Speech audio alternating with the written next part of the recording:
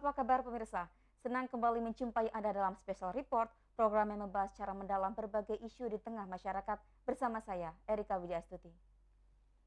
Pemirsa, setelah dihebohkan dengan kenaikan harga dan kelangkaan minyak goreng, kini masyarakat kembali dihebohkan dengan naiknya harga daging. Ini membuat masyarakat khawatir mengingat awal bulan depan sudah memasuki bulan suci Ramadan. Pemirsa, berikut Special Report menjaga stok dan lonjakan harga bahan pangan.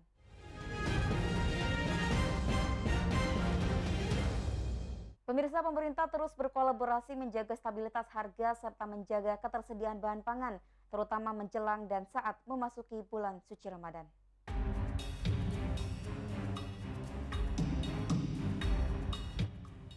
Dalam waktu tidak terlalu lama lagi, umat muslim akan menjalankan ibadah bulan suci Ramadan. Seperti sebelum-sebelumnya, setiap memasuki bulan Ramadan, harga kebutuhan pokok akan meningkat.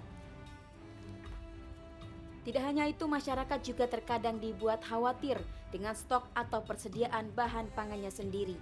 Meski pemerintah melalui Menteri Perdagangan Muhammad Lutfi mengklaim pasokan kebutuhan pokok untuk momen bulan Ramadan dan Idul Fitri 1443 Hijriah aman. Bahkan Menteri Perdagangan meyakinkan stok bahan pokok termasuk minyak goreng akan tersedia di pasar dengan harga terjangkau. Meskipun diakui terdapat beberapa kendala terkait distribusi, khususnya untuk komoditas minyak goreng. Pernyataan Menteri Perdagangan ini sepertinya belum bisa dijadikan jaminan bahwa ketersediaan bahan pangan aman. Karena itu perlu ada peran semua pihak termasuk peran pengusaha dan Komisi Pengawas Persaingan Usaha atau KPPU dalam mengawasi stok bahan pokok termasuk minyak goreng di lapangan. Tim Liputan iNews Lampung.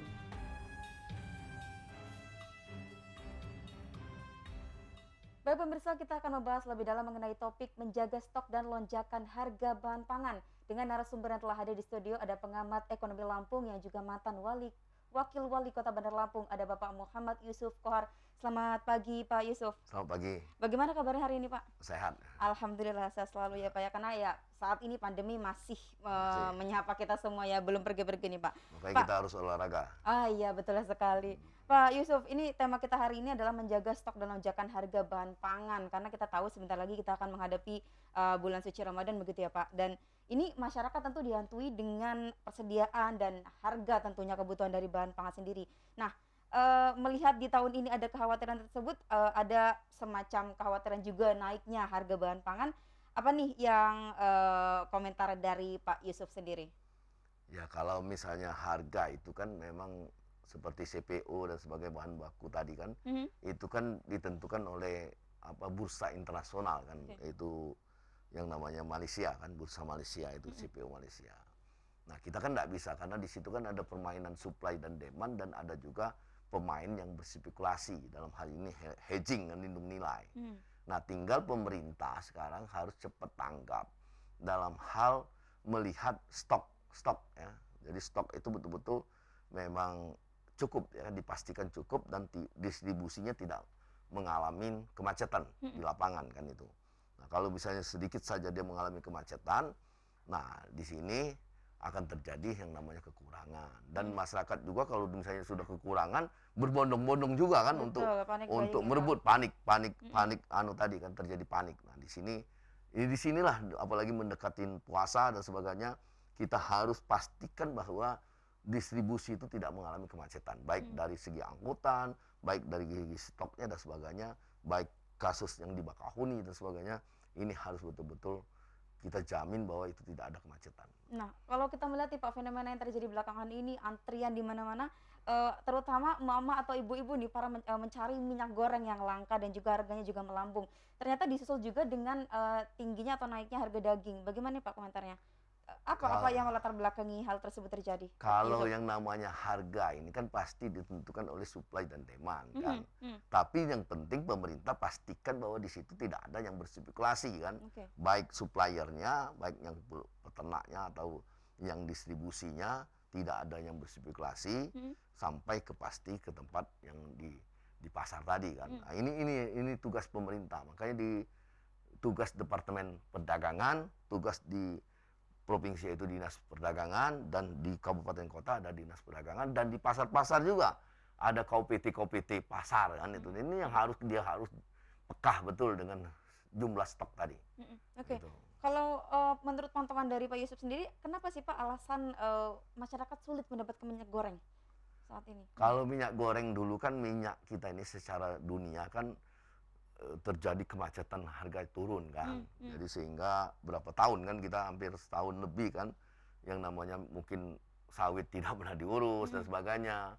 Nah, tahu-tahu sekarang kan harga lompatnya luar biasa. Harga di luar negeri lompatnya luar biasa. Jadi berebut. Jadi minyak CPO ini kan berebut untuk diekspor karena sekarang ini kan ekspor itu walaupun dikenakan pajak tinggi, tapi masih untung orang ekspor kan. Makanya pendapatan bea cukai itu kan naik, pajak ekspornya kan sampai 500% lebih kan. Sekarang ini untuk di Bandar Lampung. Di Bandar Lampung aja, ini di Lampung aja. Belum daerah-daerah lain. Nah, itu kan naik. Nah, sementara di dalam negeri kan 30% CPO kan untuk minyak goreng. Di dalam negeri kan tidak hanya minyak goreng juga. Ada biodiesel kan. Jadi rebutan industri biodiesel dengan industri yang namanya minyak goreng. Nah, pemerintah menentukan harga head. Head dipaksakan dengan harga misalnya 14.000. Nah, sementara produksi kan tidak mencukupin harga head. Ini kan rugi kan. Nah, mestinya pemerintah dalam menetapkan harga head disesuaikan dengan fleksibel dalam hal harga CPO, kenaikan harga CPO itu. Jadi jangan memaksakan harganya sekian, jangan naik-naik kan. Tapi kenyataannya orang tidak bisa produksi kan. Karena harga CPO-nya naik kan. Atau orang akan nahan kan, itu kejadian seperti itu yang bisa terjadi. Dan yang lebih parah lagi kalau sampai seandainya orang tidak produksi kan. Nah, itu yang lebih parah gitu. Oke, berarti pantauan dari Pak Yusuf bagaimana, apakah kebijakan yang diterapkan pemerintah belakangan ini sudah tepat begitu Pak, sehingga iya, harga head itu kan harus fleksibel disesuaikan dengan harga bahan baku CPO-nya dong. Jangan maksakan kita harga sekian, enggak taunya sementara harga CPO kan naik terus kan, meningkat terus kan, harus sesuaikan cepat. Jadi tidak terjadi stuck distribusi kan itu. Berarti kemarin tidak tepat begitu ya Pak ya, kebijakan dari pemerintah ya? Kategori gitulah kira-kira. Baik, ini kan kalau kita berbicara minyak goreng, karena ini juga salah satu menjadi kebutuhan primer begitu ya Pak ya, bagi masyarakat. Nah, terjadinya kelangkaan ini bagaimana sejauh ini melihat pemerintah untuk menanggulangi kelangkaan tersebut, Pak Yusuf? Ya, pertama di dalam hal menentukan head tadi, dia harus kontrol betul kan dengan fleksibel kenaikan harga CPO. Terus yang kedua, antara CPO yang bisa diekspor sekian persen dan sekian persen untuk kebutuhan dalam negeri, betul-betul itu dipantau betul. Terus yang ketiga yaitu jangan membuat rakyat resah. Nah, kalau rakyat resah kan akhirnya orang berbondong-bondong nimbun juga kan. Jadi masyarakat nimbun juga akan terjadi yang namanya kekurangan. Nah, kalau misalnya masyarakat tidak resah kan tidak nimbun ya kan. Nah, sesehat apapun kalau perbankan misalnya terjadi ras akan bangkrut juga kan. Sama juga dengan minyak goreng juga sama juga. Sesehat apapun stok kita di sini, kalau masyarakat berbondong-bondong ingin merebut minyak goreng, akhirnya terjadi kekurangan juga kan. Kalau begitu apakah juga kelangkaan yang terjadi itu salah satunya ada indikasi terjadinya penimbunan begitu Pak Yusuf, kalau Pak Yusuf mengamati? Iya, penimbunannya kan bisa terjadi oleh istilah itu barang tidak keluar, produksi kurang kan. Terus terjadi barang tidak keluar. Terus yang ketiga penimbunan oleh masyarakat kan. Itu juga masyarakat juga kan bisa nimbun juga kan. Misalnya 10 biasanya dia cuma butuh 2, sekarang dia butuh 10, ya 10 kali sekian ribu masyarakat kan habis juga kan. Tapi kalau yang terjadi penimbunan ini dilakukan oleh produsen, apakah itu tetap dikatakan sebagai penimbunan, Pak Yusuf? Produsen belum tentu juga. Kita kan lihat juga kasusnya kan. Sekarang kan minyak produksi misalnya contoh. Kita misalnya jual misalnya 15, sementara head harganya 14, kan rugi 1.000, tidak keluar juga. Siapapun produksi kan tidak keluar. Satu sisi ini sudah tertimbun tidak keluar, makanya terjadi ada kan kirim surat juga produsen kan, kirim surat ke pemerintah untuk meninjau harga head kan, sehingga barang ini belum dikeluarkan kan gitu. Baik, kan artinya memang harga itu yang menjadi salah satu faktor kelangkaan minyak goreng ya. Pak Yusuf, kita akan jeda sejenak, kita akan kembali setelah jeda para berikut, dan pemirsa jangan kemana-mana, Special Report akan segera kembali, tetap bersama kami.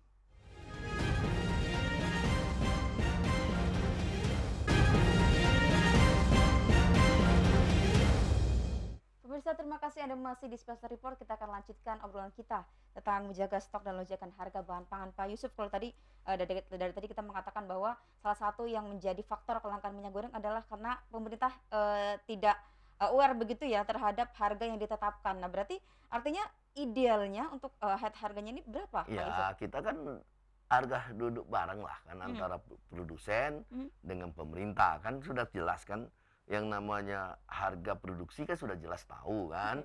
Sudah tidak mungkin berubah-ubah, produksi kan segitulah juga. Terus distribusi kan sudah segitu juga. Yang jadi masalah ini kan variabelnya kan di harga CPO kan gitu. Nah, itu harus duduk bareng lah gitu. Artinya pemerintah saat mengeluarkan kebijakan itu tidak timang-timang begitu Ya, ya, Pak harus Yusuf ya? harus ngelihat Hmm. semuanya sektor kan secara variabel kan. Semua variabel harus dijadikan bahannya kan gitu aja. Selama pengamatan Pak Yusuf, wajar tidak Indonesia mengalami kelangkaan minyak goreng seperti yang terjadi belakangan ini? Apakah sebelum-sebelumnya pernah terjadi, Pak Yusuf? Sebelumnya tidak terjadi karena kan ekspor kita kan tidak saya buka aja ya. Karena tidak terlalu terganggu kan karena minyak goreng kita di tingkat CPO kita kan di tingkat dunia kan mengalami harga yang turun kan. Sehingga kebutuhan ini yang diproduksi kan hanya untuk ke dalam negeri kan dan sampai teman-teman kita yang produksi minyak goreng kan menawar-nawarkan kemarin kan kira-kira berapa bulan yang lalu 6 bulan yang lalu itu menawarkan tolong minyak goreng kita pada ini kalau mau beli minyak goreng kan begitu. Jadi memang kebutuhan ini kan ditentukan harga ini kan ditentukan oleh pasar kan ini kan pasar global juga kan yang menarik supaya ini dia ekspor kan gitu kan harga naik di dunia kan jadi akhirnya berbondong-bondong orang ekspor kan gitu aja. Kalau untuk pengawasan dari para distributor sendiri bagaimana nih Pak Yusuf melihatnya yang ada di Lampung? Ya kita harus inilah fungsi daripada dinas perdagangan baik provinsi, kota ini kabupaten kota kan, terus di pasar-pasar kan ada KPT juga kan. Nah itu yang harus lebih efektif dalam hal menentukan arus distribusinya ya. Jangan ada kemacetan, jangan ada biaya tinggi kan dalam hal bongkar muatnya dan sebagainya kan itu kan. Berarti tidak efektif ya pengawasan dari para distributor ini, Pak? Ya perlu kita harus evaluasi. Setiap kegiatan kan siklusnya kan perlu ada evaluasi dari perencanaan kan, pelaksanaan terus ada terjadi evaluasi. Jadi terus menerus kan ada terjadi evaluasi. Setiap saat pasti yang memungkinkan untuk terjadi kemacetan. Potensi kemacetan itu pasti ada kan. Nah ini yang menarik juga Pak Yusuf bahwa Lampung ini kan juga memiliki pabrik minyak goreng. Nah, bagaimana nih punya pabrik sendiri tetapi minyak goreng di Lampung tidak tercukupi gitu kebutuhannya? Kalau pabrik minyak goreng di Lampung saya kira belum mencukupin kan masih banyak juga pabrik-pabrik dari luar yang masuk ke sini kan. Seperti misalnya ada Pilma, ada apa kan itu kan. Nggak juga hanya Rose Brand kan hanya apa di sini kan nggak mencukupi juga disuplai juga ada dari Jambi kan ada dari Palembang kan itu kan tetap seperti itu dong. Nah ini ternyata selain dari minyak goreng yang juga menjadi kebutuhan ini mendekati Ramadan ada banyak kebutuhan-kebutuhan lain juga yang mulai naik nih Pak. Ada diantaranya daging, lalu ada ternyata kedelai juga yang kita tahu bahwa masyarakat Indonesia sangat gemar mengkonsumsi seperti olahan tahu dan tempe. Ini bagaimana nih komentarnya Pak Yusuf? Ya komentar itu kan pasti masalah harga ini kan tergantung supply dan demand kan dalam konteksnya. Nah disinilah letak kita untuk memastikan stok itu betul-betul siap kan, betul-betul aman posisinya kan. Jadi baik dari segi daging maupun yang namanya kedelai kan import kebutuhan kita kan import kan tergantung dengan import kita begitu import macet kontainer keluar dari sana ke sini ya jadi macet juga kan itu. Jadi memang arus distribusi itu memang jangan sampai ada kemacetan dalam konteksnya. Kalau ini ada beberapa juga sempat para pedagang sempat ingin semacam mogok dagang begitu ya Pak ya. Ini bagaimana nih untuk mengantisipasinya nih? Karena kita juga tahu kedelai itu menjadi salah satu kebutuhan juga nih bagi masyarakat. Enggak juga mogok magang itu kan sudah terlalu dipolitisirnya terlalu tinggi kan mogok untuk tidak berdagang kan. Ya pasti setiap ada potensi di situ pasti ada pedagang kan itu aja kan gitu. Kalau daging sapi bagaimana nih Pak Yusuf? Apakah selama ini ketersediaan daging sapi dan kita juga tahu di Lampung pasti ada peternakan sapi begitu ya, tidak mencukupi kah? Kan kebutuhan yang di Lampung ini kan tidak hanya untuk Lampung kan. Jadi kebutuhan juga untuk Palembang, untuk Jambi, untuk Jakarta kan, itu dari sini semua kan.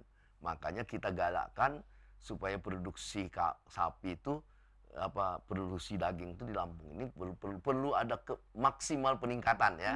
Jadi memang Lampung ini dijadikan potensi lumbung daging itu betul-betul harus terjadi karena biaya dalam hal produksinya kan lebih memumpunin untuk pakan kita semuanya sudah ada semua kan.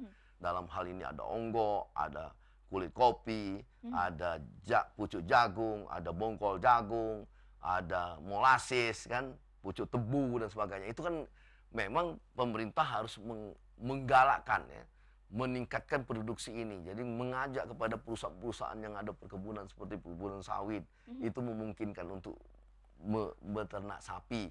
Terus ini perusahaan-perusahaan tebu kan itu memungkinkan untuk ternak sapi. Diajak bicara kan supaya ini benar-benar, dan di kampung-kampung yang sudah ada orang yang sudah menerapkan beternak sapi ini penggemukannya, nah ini diajak jadi pionir karena kalau dari sapi import ya kan kita rugi. Jadi sekarang ini kan peternak sapi yang import kan tidak hidup kan, mati kan.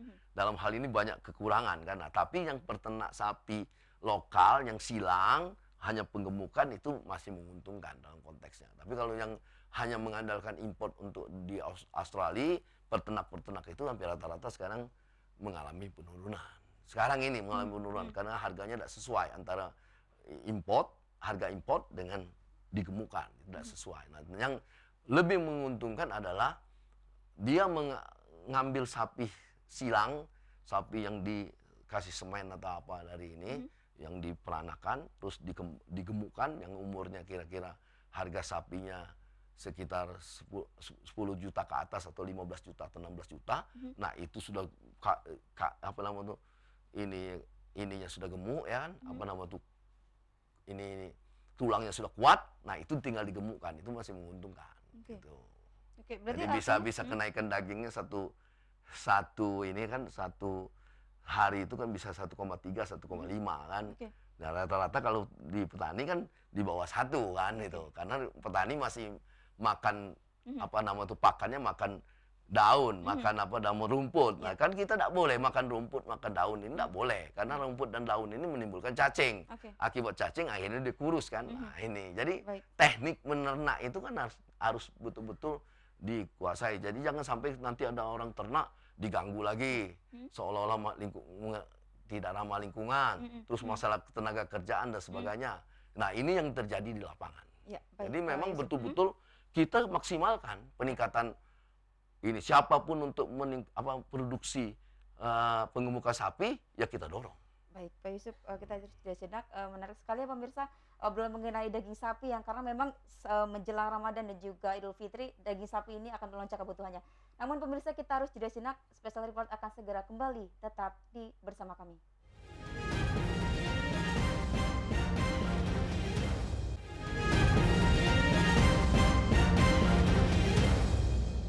Pemirsa, terima kasih Anda masih menyaksikan Special Report dan kita masuk di segmen akhir. Pak Yusuf, tadi menarik sekali, ternyata Lampung ini sebenarnya bisa begitu ya Pak untuk mencukupi kebutuhan dari sapi itu sendiri, atau bahkan bisa ekspor juga begitu? Bisa, bisa memungkinkan untuk kita higienis di sapi kan, bisa ke Singapura atau kemana kan, itu bisa kan. Oke, nah ini kita kan juga tahu bahwa Pak Yusuf juga pernah menjabat sebagai Ketua Asosiasi Pengusaha di Lampung begitu ya. Kalau Pak Yusuf melihat bagaimana nih kontribusi atau komitmen dari pengusaha Lampung untuk membantu artinya meringankan beban masyarakat dan juga terlibat dalam situasi kondisi ekonomi saat ini? Jadi yang penting yang namanya koordinasi ya. Koordinasi itu kan penting sekali antara pemerintah, produsen ya kan, terus distribusi sama yang namanya pedagang itu sendiri kan. Jadi inilah peran daripada kalau di pemerintahan tuh dari asisten 2, biro ekonomi atau kabak ekonomi, terus di kabupaten kota begitu juga, terus nanti di dinas pasarnya kan, dinas perdagangan pasar, dinas pasar dan sebagainya. Nah, ini betul-betul memang orang-orang yang capable kan, dengan konteksnya kan bisa tahu persis bagaimana psikologi distribusi, psikologi stok, ya kan, terus psikologi yang pedagang dan sebagainya ini harus betul-betul dia monitoring yang luar biasa ketat kan, jadi jangan sampai ada yang berspekulasi baik di tingkat apa namanya distribusi kan, distribusi ini kan dari sisi keamanan, dari segi transportasi kan, dari sisi yang distribusi itu sendiri kan, maupun di pasar kan, di pasar ini kan tidak ada gangguan, tidak ada masalah, terus di pedagangnya aman dan sebagainya. Ini yang harus kita betul-betul monitoring luar biasa. Jadi kerjasama monitoring ini bermacam cara, baik dari tingkat kepolisian, mungkin dari sanggup kepolisian atau tentara dan sebagainya, perlu betul-betul digalakkan, diamankan, dibiasakan. Jadi koordinasi itu dibiasakan kan, supaya tidak ada lagi orang yang bisa ngambil celah dalam konteks untuk apa katanya tadi penimbunan kan. Jadi mengambil manfaat daripada situasi kondisi kan, mengambil manfaat situasi kondisi yang mau masuk lebaran, mau kekurangan stok ya kan. Nah, kalau ada yang memanfaatkan ini, nah segera diambil tindakan cepat kan, diantisipasi, bukan diantisipasi kan. Jadi ada antisipasinya kan, bukan dalam hal ini langsung diambil tindakan hukum, bukan kan, diantisipasi. Jadi jangan diam. Kalau kita diam, akhirnya seolah-olah kejadian kekurangan minyak, kita diam. Kekurangan apa namanya itu gas, kita diam. Kita harus cepat daripada kita operasi pasar. Operasi pasar itu kan menimbulkan biaya tinggi kok. Harga tinggi menimbulkan distribusi high cost. Nah, jadi lebih baik kita sebelum itu terjadi kita sudah antisipasi dulu. Nah ini Menteri juga mengumumkan bahwa menjelang Ramadan stok aman. Tapi bagaimana soal harga? Nah, apakah kita situasi yang saat ini bisa dikategorikan Lampung mengalami kesulitan bahan pangan? Ya kalau masuk Lebaran itu, masuk puasa itu pasti harga naik. Tidak mungkin posisinya masih seperti sekarang ini kan, pasti harga naik.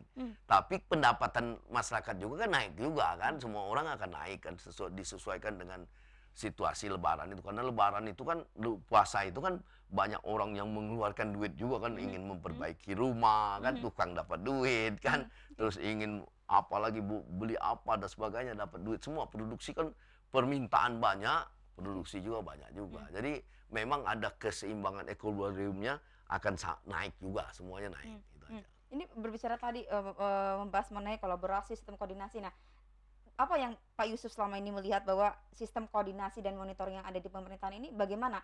Kalau terjadi kelangkaan berarti tidak ada sistem koordinasi yang baik. Kalau menurut saya, sebelum kejadian kita sudah koordinasi. Itu yang lebih baik. Nah, itu apakah sudah dilakukan oleh pemerintah saat ini? Kadang-kadang ada kealpaan juga kan, gitu kan. Kealpaan mestinya ada gejala-gejala saja kita sudah melakukan koordinasi dan istilah itu komunikasi kan. Ada gejala saja. Jangan begitu sudah ada kelangkaan baru kita adakan koordinasi, terlambat. Pasti akan ada hambatan juga. Nah, gejala saja mestinya kita sudah melakukan koordinasi dan komunikasi. Berarti artinya saat pemerintah memberikan atau sebuah kebijakan baru begitu atau peraturan baru, produsen ini bisa menolak, Pak Yusuf? Enggak juga kan, dikomunikasikan. Kita kan ini kan semuanya kan diatur oleh pemerintah kan.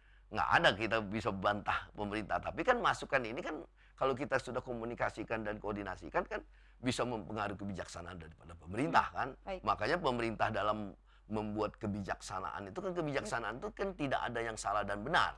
Tapi tepat atau tidak tepat. Nah, dia harus betul-betul mendapatkan input baik secara internal, secara eksternal, baik secara apa namanya itu nasional kan, maupun secara global. Dia harus kuasai juga. Jadi jangan hanya berpatokan pandangan hanya di Lampung saja kan, harus nasionalnya bagaimana juga dan globalnya juga harus tahu juga. Jangan hanya pandangan-pandangan apa ngelihat hanya satu sisi saja gitu aja. Ya, Pak Yusuf, terima kasih banyak. Jadi titik poinnya adalah sistem koordinasi ataupun kolaborasi yang harus diperbaiki. Kontrol yang tepat ya. Kontrol yang tepat, yang cepat dan tepat, itu aja. Baik, Pak Yusuf Kala, terima kasih banyak sudah ada di studio iNews dan kita doakan semoga stabilitas ekonomi ini tetap berjalan ya Pak sampai selanjutnya.